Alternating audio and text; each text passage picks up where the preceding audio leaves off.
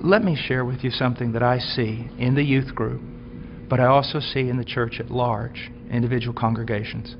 Because we have dumbed down the gospel, because we're not preaching the true gospel, and we are using carnal means to attract people.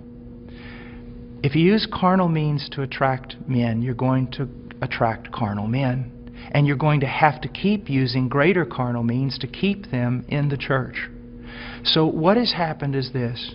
We have these large churches filled with many unconverted carnal people. But in those churches, we also have this small group of people that honestly want Christ. And they honestly want His Word. And they honestly want to be transformed. They don't need anything else. All they need is true worship of the true God and Scripture being preached to them and lived out before them. That's what they want. Now I want to tell you the great sin of the American pastor. And this has got me in a lot of trouble, but it's true. This small group of converted people in that local church, all they want is Jesus. And all they want to do is the right thing. They want purity, they want truth, they want Christ. But the pastor, in order to keep this larger group of unconverted people, he caters to them. So while he is feeding these carnal men and women with carnal things, he is letting the sheep of God starve to death, and he is going to stand before God one day in judgment.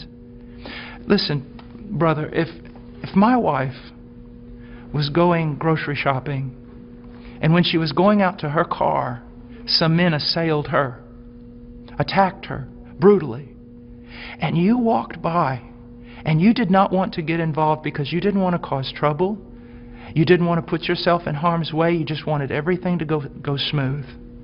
After all that was done, I would look for those men to deal with them. But I want you to know this, I'd look for you too. Because you had a chance to stand for my wife, my bride. And out of self-preservation or wrong ideas, you did not do it. You're just as much responsible as those men who attacked her. And that's what's happening all throughout America with pastors. It's the bride of Christ. There are sheep in all these churches, many of them, even churches that seem somewhat heretical in places. You'll usually find a group of people who truly want Christ, but the leadership is catering to the carnal and letting the bride of Christ starve to death, impoverished. And that is wrong. And there's going to be judgment for it. And the same thing is happening to the youth. I know young people that say, you know, Brother Paul, I listen to you all the time. And I said, well, what about your church? He goes, well, they don't preach this. It's not what the other young people want. And so they give them what they want. I'm starving to death. A little child of God, it would be better than a millstone be tied around your neck than you cause this little one to stumble.